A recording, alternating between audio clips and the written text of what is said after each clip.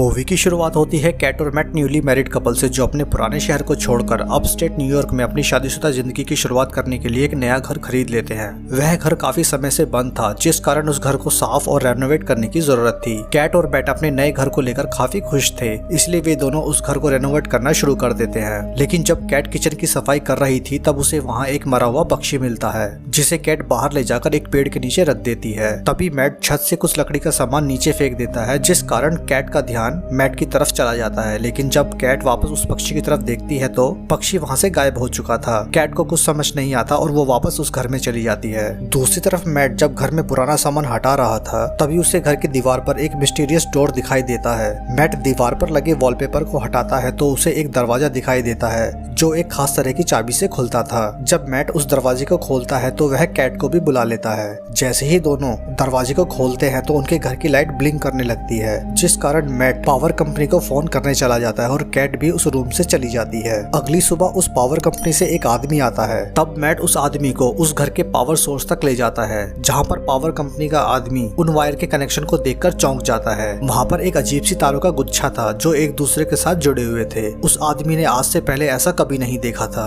उस आदमी से मैट को पता चलता है कि उस घर में उसके मालिक का एक रहस्यमय तरीके से मर्डर हुआ था, इसलिए उस मकान को पिछले कई सालों से किसी ने नहीं खरीदा था। और फिर उसके बाद वो आदमी वहाँ से चला जाता है। इसके बाद मैट इंटरनेट पर उस घर में हुए मर्डर के बारे में जानने की कोशिश करता है तो उसे पता चलता है कि उस घर के मालिक पॉल और मैडेलिन सैफर्ड हैं और उनके मर्डर का इल्जाम जॉन नाम के एक व्यक्ति पर होता है। मैट उस कातिल की पहचान करने के लिए उसका स्केच बनाने लगता है। उसके बाद मैट कुछ देर आराम करने के लिए उसी मिस्टीरियस रूम में एक लाइट के साथ चला जाता है और शराब पीने लगता है। जब मैट की शराब की बोतल खत्म हो जाती है तो मैट कहता है कि काश एक बोतल और मिल जाती। तभी उस कमरे की लाइट ब्लिंक होने लगती है और एक शराब की बोतल मैट के सामने आ जाती है, जिससे मैट पूरी तरह चौंक जाता है। मैट बोतल को पूरी तरह से चेक करता है, जिससे उसे यह पता चलता है कि यह रूम उनकी कोई भी विश पूरी कर सकता है। इसलिए मैट वह चेक करने के लिए बहुत सारी कीमती और रेयर चीजों की ख्वाहिश करता है और वो रूम लाइट ब्लिंक करते ही उसकी सारी इच्छा पूरी कर देता है। दूसरी तरफ कैट की जब आंख खुलती है तो वह मैट को अपने पास न पाकर उसे ढूंढते हुए उसी कमरे में चली जाती है जहाँ मैट ने बहुत सारी चीजें इकट्ठा कर ली थी। तब कैट उससे पूछती है कि ये सब सामान कहाँ से आया। तब मैट उसे बताता है कि यह रूम हमारी किसी भी इच्छा को पूरा कर सकता है और कैट से कुछ चीजें मांगने के लिए कहता है तो कैट $1000 मांगती है तो रूम उसकी यह इच्छा भी पूरी कर देता है। इसके बाद कैट और मैट दोनों $1 मिलियन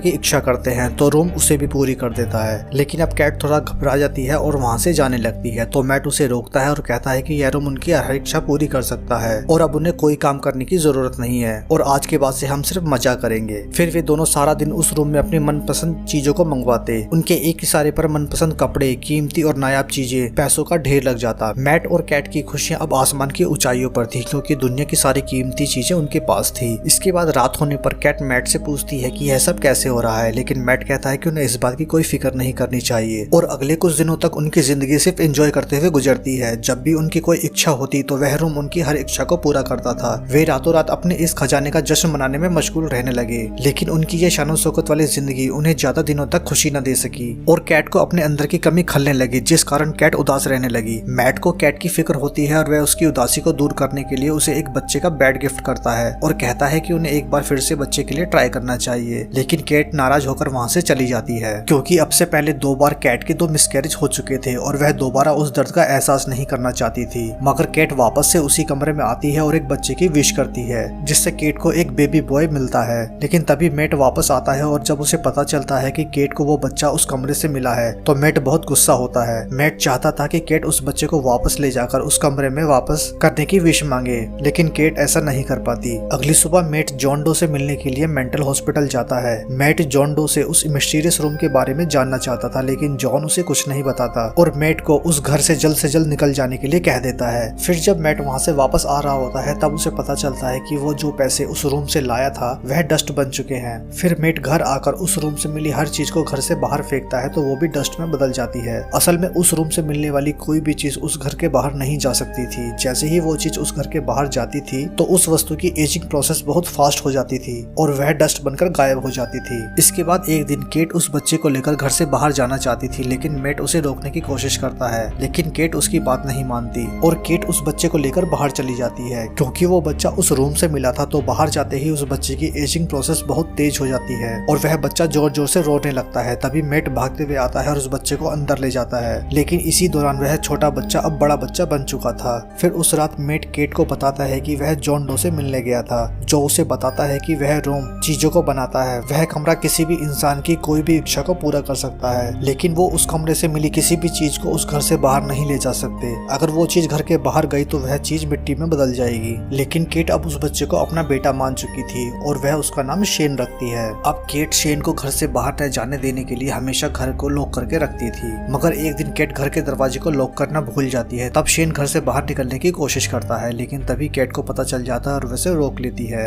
उसके बाद केट और मेट दोनों मिलकर घर के सभी खिड़की और दरवाजों को लकड़ी के फट्टों से बंद कर देते हैं और फिर उसी रात केट शेन को डिनर करा रही होती है। तब शेन गिलास में पड़ी बर्फ को खाने लगता है। केट उसे ऐसा करने के लिए मना करती है। अब शेन भी घर में बंद होने के कारण काफी बोर होने लगा था, इसलिए वह भी उस रूम में जाकर एक ओपन गार्डन की विश करता है, जिसे वह रूम पूरी कर देता है। फिर जब केट और मेट सुबह जागते हैं तो वे भी वहां आ जाते हैं, लेकिन मेट शेन को डांटते हुए दोबारा उसे उस कमरे में न आने को कहता है और उस रूम को लॉक कर देता है। एक दिन जब केट और मेट आपस में बहस कर रहे होते हैं तभी फोन की घंटी बजती है और शेन उस फोन को उठा लेता है, लेकिन वो फोन जॉन डो का था। जॉन डो शेन की आवाज सुनकर यह समझ चुका था कि उन्होंने रूम से विश मांगकर उस बच्चे को मांगा है। उसके बाद मेट जॉन डो से एजिंग प्रोसेस को रोकने का तरीका पूछता है। तब जॉन डो उसे बताता है कि अगर वह चाहता है कि शेन जिंदा बचा रहे और बाहर की दुनिया में घूम सके तो उसके लिए उसे कैट को मारना होगा। इसी दौरान जॉन डो मेट को बताता है कि वह खुद भी उसी रूम से जन्मा है और उसकी मां ने उसे बचाने के लिए पहले उसके पिता को मारा और फिर खुद को उसके हाथों मरने के लिए मजबूर किया। दूसरी तरफ केट एक दूसरे फोन से जॉन डो और मेट की सारी बातों को सुन लेती है। केट को लग रहा था कि उससे बहुत बड़ी गलती हो चुकी है, जिस कारण वह अपने आप पर बहुत गुस्सा कर रही थी और फिर वह गाड़ी लेकर वहां से चली जाती है। उसके बाद केट काफी देर रात तक वापस नहीं आती, जिस कारण मेट को उसकी बहुत फिक्र होने लगती है। मेट उसे बार बार फोन करता है, लेकिन केट का फोन लग नहीं रहा था, जिस कारण वह बहुत गुस्सा हो जाता है। दूसरी तरफ केट अपनी इस भयानक गलती के कारण सुसाइड करने की कोशिश करती है, लेकिन केट ऐसा नहीं कर पाती। उसके बाद शेन मेट के पास आता है। तब मेट शेन को डिनर कराने लगता है, लेकिन शेन मेट को लगातार सवाल पूछ रहा था कि उसकी मॉम कहाँ है, वह कौन है और कहाँ से आया है, और अपने असली माँ बाप के बारे में पूछता है। तब मेट शेन को पूरी बात बताता है और कहता है कि अगर वह इस घर से बाहर गया तो उसकी उम्र इतनी तेजी से बढ़ेगी कि वह बहुत जल्द बूढ़ा होकर राख में बदल जाएगा।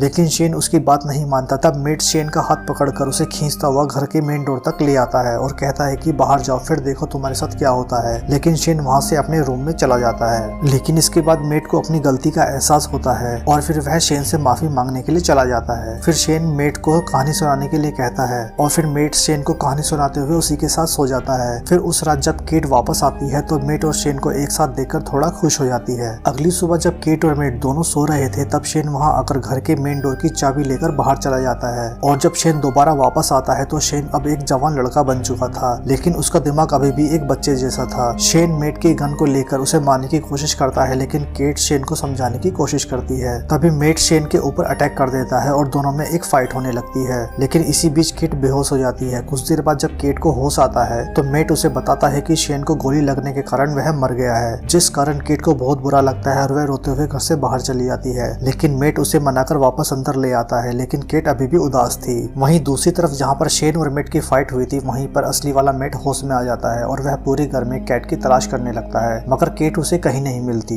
लेकिन तभी घर की सारी लाइट ब्लिंक करने लगती है, जिससे मेट को ये यकीन हो जाता है कि केट के साथ शेन उसके रूप में अंदर ही होगा। और उधर केट को बिल्कुल भी अंदाजा नहीं था कि उसके साथ मेट नहीं बल्कि उसकी शक्ल में शेन है, मगर जल्द ही केट को शेन की बर्फ खाने की आदत से उसकी असलियत का पता चल जाता है। दूसरी तरफ असली मेट उस रूम की दीवार को तोड़कर रूम के अंदर जाने की कोशिश करता है और आखिरकार वह बहुत सारी वायर्स को पार करके उस रूम के अंदर तक पहुंच जाता है, जहां पर अब एक बहुत बड़ा जंगल था। वहां जाकर मेट को पता चलता है कि शेन ने रूम की पावर का इस्तेमाल करके उस जगह को काफी बड़ा कर लिया था और वहां पर उनके घर जैसा ही एक दूसरा घर बना लिया था। मेट को यह भी पता चल चुका था कि शेन ने उसका रूप कैट को किडनैप करके उस रूम में रखकर कैट के साथ फिजिकल रिलेशन बनाने के लिए किया था। और मेट को इस बात का भी डर था कि शेन अपने आप को असल दुनिया में लाने के लिए कैट को जान से भी मार सकता है, इसलिए मेट अपनी बीवी को बचाने बचाने के लिए जंगल में उस डुप्लीकेट घर को ढूंढने के लिए दौड़ पड़ता है और आखिरकार मेट उस घर तक पहुंच जाता है जहां पर शेन केट के साथ जबरदस्ती करने की कोशिश कर रहा था। मेट के घर में घुसते ही शेन उस पर हमला करने चला जाता है। इसी दौरान केट मौका पाकर बाहर निकलकर भागने की कोशिश करती है, मगर तभी उसके सामने दो मेट आ जाते हैं। वे दोनों पूरी तरह से एक दूसरे की तरह दिख रहे थे।